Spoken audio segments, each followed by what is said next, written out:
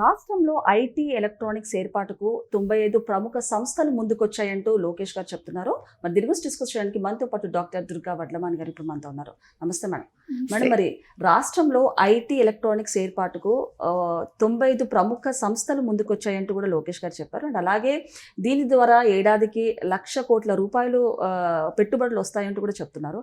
ఏమంటారు మేడం దీని గురించి? చాలా మంచి విషయం కదండి. ఎందుకంటే అమరావతి రాష్ట్రంలో ఐటీ ఎలక్ట్రానిక్స్ డేటా సెంటర్లును తర్వాత గ్లోబల్ కేపబిలిటీ సెంటర్లు దీన్ని స్థాపించడానికి 95 ప్రముఖ సంస్థలు ముందుకొచ్చాయి. సో మీరు అన్నట్టుగా వీటి ద్వారా మనకి 1,00,000 కోట్ల పెట్టుబడులు వస్తాయి. తర్వాత 10 లక్షల ఉద్యోగ కల్పనే దీని ద్వారా సాధ్యమవుతుంది అనేది ఇప్పుడు మనకు తెలుస్తుంది. అంటే చాలా మంచి పరిణామం కదండి ఇది. బికాజ్ ఇది చిన్న విషయం కాదు. మనం ఉద్యోగ కల్పన 20 లక్షల ఉద్యోగాలు అన్నారు, ఏ రకంగా తీసుకొస్తారు అని దాని మీద చాలా పెద్ద డిస్కషన్స్ జరిగాయి. ఇప్పటికే కాగ్నిజెంట్కిను TCSకి వీళ్ళు భూములు ఇవ్వడం జరిగింది వైజాగ్లో.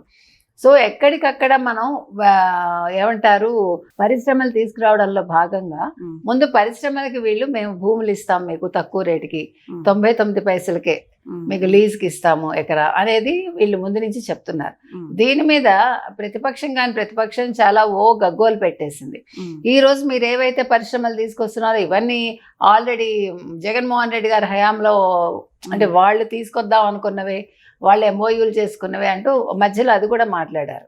అంటే ఏ రోజు కూడా ప్రజా సంక్షేమం అనేది పట్టని జగన్మోహన్ రెడ్డి ప్రభుత్వం వాళ్ళు సంక్షేమాలు ఇచ్చేస్తే చాలు, వాలంటీర్ల ద్వారా మనం పంపిణీ చేసేస్తే చాలు, ఎలక్షన్స్ ముందు మనం మద్యం డబ్బుతోటి ఓటర్లు కొనేస్తే చాలు అనుకుని వాళ్ళు డబ్బులు పంపిణీ చేసేసి అంతకుముందు 2 బటన్లు నొక్కి ఆయన సంక్షేమాలు ఇచ్చేసి మళ్ళా బటన్లు నొక్కండి నాకు 2 బటన్లు అని అన్నాడు. అంటే ప్రజలు చాలా తెలివైన వాళ్ళు. వాళ్ళకి ఏం కావాలి? మీరు సంక్షేమాలు ఇస్తే ఇవ్వండి, లేకపోతే మానేయండి. మాకు అభివృద్ధి కావాలి, మాకు చదువు కావాలి, మాకు ఉద్యోగాలు కావాలి, మా పిల్లల భవిష్యత్తు కావాలి. వీటిని దృష్టిలో పెట్టుకునే వాళ్ళు మీ సంక్షేమాలు ఎన్ని ఇచ్చినా మీరు చెప్పినట్టుగా ఆల్మోస్ట్ 250 నుంచి 300 కోట్లు ఈ మద్యం కుంభకోణంలో వచ్చిన సొమ్ముని వాళ్ళు 43 మంది ఎమ్మెల్యేలకి 9 మంది ఎంపీలకి పంచారట. అంటే ఈ డబ్బంతా విచ్చలవిడిగా ఖర్చు పెట్టినా కూడా వీళ్ళు గెలవలేదంటే ప్రజలు మా సొమ్ము మాకు ఇచ్చారు, ఇది మేము తాగి తగలేసుకున్న సొమ్ము, కొంతమంది అంటే మా పిల్లలు కావచ్చు, అయితే మా తండ్రులు కావచ్చు, మరొకళ్ళు కావచ్చు. సో ఈ డబ్బు తీసుకుని మేము మీకు ఓటు వెయ్యము అనుకున్నారు మనసులో. ఆ పాపిస్టి డబ్బు కింద లెక్క. కానీ అది అటు వెళ్ళినప్పుడు పాపిస్టి డబ్బు, మళ్ళా ఇటు వచ్చినప్పుడు అది మంచి డబ్బే అయింది కదా. వాళ్ళ సొమ్ము వాళ్ళ చేతికి వచ్చింది కాబట్టి వాళ్ళు డబ్బులు తీసుకుని వాళ్ళు కామ్గా వాళ్ళు కూటమికి వేసేసారు. అంటే ఇది ఎందుకు చెప్తున్నామంటే మనం ఏ ప్రభుత్వం అయినా ఫస్ట్ చేయాల్సిన పని ప్రజల మనోగతం తెలుసుకోవటం, యువతకేం కావాలి, యువత భవిష్యత్తు దృష్టిలో పెట్టుకోవాలి. ఇవాళ ఐటీ అండ్ ఎలక్ట్రానిక్స్ మినిస్టర్గా ఉన్న లోకేష్ గారు చేస్తున్న పని అదే. సో ఇప్పుడు ఇంకా next Ratan Tata innovation hub మీద కూడా దృష్టి పెడుతున్నారు. ఆల్రెడీ దాని మీద దృష్టి పెట్టారు. సో ఇంకా చాలా కొత్త ఆవిష్కరణలు, స్టార్టప్లు ఇవన్నీ కూడా ప్రోత్సహించడానికి వీళ్ళు ఈ రతన్ టాటా ఇన్నోవేషన్ హబ్ ని వీళ్ళు స్టార్ట్ చేశారు. మేడం, ఇంకొకటి మనం ఇప్పటిదాకా చూసుకుంటే జగన్మోహన్ రెడ్డి గారి హయాంలో ఏపీ లిక్కర్ స్కామ్ కానివ్వండి, లేకపోతే పిఎస్ఆర్ ఆంజనేయ గారి ఇష్యూ కానివ్వండి, వల్లభనేని వంశీ ఇష్యూ కానివ్వండి, ఒక సంచలనంగా మారని చెప్పొచ్చు. ఆ పరిపాలనలు అలా ఉంటే ఇక్కడ చూసుకుంటే కనుక ఐటీ రంగం కానివ్వండి, లేకపోతే ఇప్పుడు చూసుకుంటే వచ్చే 6 నెలల్లో TCS, కాగ్నిజెంట్ ఇలాంటి దిగ్గజ కంపెనీలు కూడా వస్తున్నాయి. అభివృద్ధి పరంగా చాలా దూసుకుపోతుంది ఏపీ కూడా. ఏ విధంగా చూడొచ్చు అంటారు వీళ్ళ పరిపాలన? అంటే ఒక ఏడాదికి వీళ్ళు ఇంత చేయగలిగారంటే ఇప్పుడు 400 ఎకరాల్లో రతన్ టాటా ఇన్నోవేషన్ హబ్ కి వాళ్ళు శ్రీకారం చుట్టారు. అంటే మీకు చాలా చేయాలని ఉంటుందండి. ఇప్పుడు మనం మొన్న చూసాం, ఒకళ్ళు సైకిల్ కి మోటార్ పెట్టి కొడుకు కోసం ఒక తండ్రి చేశాడు. తర్వాత ఇంకొకళ్ళు కూడా ఒక బైక్ లాగా కొత్తగా తయారు చేశారు వాళ్ళు. అంటే మనిషికి చాలా చెయ్యాలని ఉంటుంది. కానీ ఎలాగా ఆ ఆవిష్కరణలకి మీకు ఒక వేదిక కావాలి. ఇవాళ ఆ వేదిక మీకు అమరావతిలో టాటా ఇన్నోవేషన్ హబ్ తయారవుతుంది. అంటే మీరు ఏదైనా చెయ్యాలనుకుంటే మీకు అక్కడికి వెళ్ళి మీరు అప్లికేషన్ పెట్టుకుంటే మీ ఆవిష్కరణ బయటకు వస్తుంది, మీకు పేరు వస్తుంది, డబ్బు వస్తుంది, 10 మందికి ఉపయోగపడుతుంది. అంటే ఇప్పుడు యువతలో చాలా శక్తి ఉంటుందండి. అంటే తెలియని ఒక ఇది ఏదో చేసేయాలి, ఇది ఇలా తయారు చేస్తే బాగుంటుంది, అది అలా తయారు చేస్తే బాగుంటుంది. చూడండి, పిల్లలు కూడా రకరకాల ప్రయోగాలు చేస్తూ ఉంటారు. మీరు ప్రయోగం చేయటానికి మీకు ఒక ప్రయోగశాలలాగా ఒక వేదిక ఉండాలి కదా. సో ఇవాళ అది అమరావతిలో టాటా ఇన్నోవేషన్ హబ్ మీకు ఇస్తోంది. తర్వాత ఈ పెట్టుబడులన్నీ స్టార్టప్ కంపెనీలు కావచ్చు, వాట్ ఎవర్ ఇట్ ఈస్, వీళ్ళందరూ కూడా ఇప్పుడు 95 కంపెనీలు ముందుకు వచ్చాయి అంటే ఖచ్చితంగా యువతకు ఉద్యోగాలు వస్తాయి. తర్వాత వాళ్ళ మేధకు ఒక మంచి ఒక వేదిక దొరుకుతుంది వాళ్ళకి.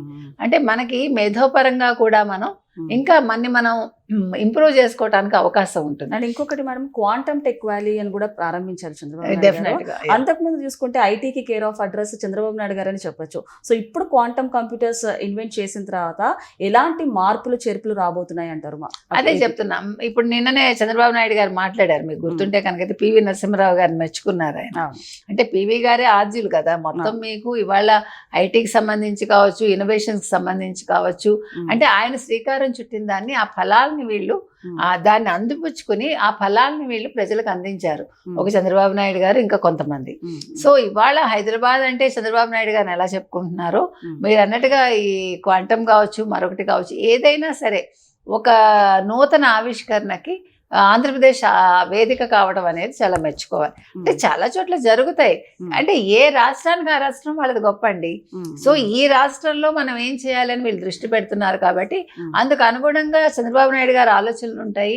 ఆయన ఆలోచనల్ని లోకేష్ అందిపుచ్చుకుంటున్నారు. లోకేష్ కూడా తనదైన శైలిలో వెళ్తున్నారు కాబట్టి మీరు అన్నట్టుగా 1,00,000 కోట్లు రావచ్చు, 10 లక్షల ఉద్యోగాలు రావచ్చు. ఆంధ్రప్రదేశ్ మీద కూడా బయటకు వెళ్ళిపోకుండా, వలసలు లేకుండా, విదేశాలకు వెళ్ళక్కర్లేకుండా ఆంధ్రప్రదేశ్లోనే వాళ్ళ ఊళ్ళల్లోనే ఉంటూ వాళ్ళు వాళ్ళ మేధకి పదును పెట్టుకోవచ్చు. వాళ్ళ మేధకి ఒక మంచి ఆవిష్కరణకు వీళ్ళు అవకాశం కల్పిస్తోంది ఈ ప్రభుత్వం, తెలుగుదేశం కూటమి. సో దీన్ని వీళ్ళు ఉపయోగించుకోవాలండి. దీనివల్ల 10 మందికి ఉపయోగపడుతుంది, అది 10 మందికి ఉద్యోగ కల్పన చేస్తుంది. కాబట్టి ఇది చాలా మెచ్చదగ్గ అంశం. మనం సో ఇప్పుడు ఎలాగ అమెరికా వెళ్ళడం కూడా కష్టం అయిపోతుంది, అమెరికాలో ఉండడం కూడా కష్టం అయిపోతుంది. ఎంతకాలం ఉంటామో తెలియదు, ఉద్యోగం ఉంటుందో తెలియదు, ఊడుతుందో తెలియదు. ఇన్ని నేపథ్యాల్లో మనం మన ఊర్లో ఉంటూ మనం కడుపులో చల్ల కదలకుండా అంటారు, అట్లాగే ఎవరింట్లో వాళ్ళు ఉంటూ, లేకపోతే దగ్గరలో ఈ ఇప్పుడు అమరావతి చుట్టుపక్కల ఉన్నారు అనుకోండి, అమరావతికి వస్తారు, పని చేసుకుంటారు, వెళ్ళిపోతారు. వాళ్ళ వల్ల రాష్ట్రానికి మంచిది, రాష్ట్ర అభివృద్ధికి వీళ్ళందరూ కూడా ఇతోధికంగా సేవ చేసినట్టయితే. ఇంకా 400 ఎకరాల్లో వీళ్ళు డ్రోన్ సిటీ ఒకటి పూర్తి చేయాలని భావిస్తున్నారు. అది కాకుండా మీకు 45,000 ప్రభుత్వ పాఠశాలల్లో ఇంటర్నెట్ కనెక్టివిటీ ఉండేలా చూస్తున్నారండి. తర్వాత విశాఖపట్నం, విజయవాడ, తిరుపతి, రాజమహేంద్రవరం విమానాశ్రయాలకి అంతరాయం లేని ఫోన్ కనెక్టివిటీ ఉండేలాగా చూస్తున్నారు. అంటే ఒక ఎలక్ట్రానిక్ సిటీగా ఒక అమరావతి కావచ్చు, ఒక వైజాగ్ కావచ్చు రేపొద్దున ఉండబోతున్నాయి. వీటన్నింటికి కూడా లోకేష్ గారే ముందుండి నడిపిస్తున్నారు అనడంలో సందేహం లేదు.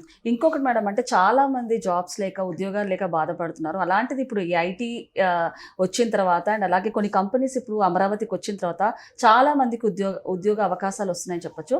సో అలాంటి వాళ్ళ జీవితాల్లో ఇలాంటి హోప్స్ రాబోతున్నాయి అంటారు? ఖచ్చితంగా. ఇప్పుడు నిన్న చూసాం మనం, ఒక అతనికి సడన్ గా ఉద్యోగం పోయింది, నా పిల్లలు ఎలాగా అనుకుంటున్నాడు. ఇప్పుడు అతనికి అమెరికా నుంచి వచ్చేయాలట, ఏం చేయాలి, నా పిల్లలు ఇక్కడ ఈ కల్చర్కి ఎట్లా అలవాటు పడతారు?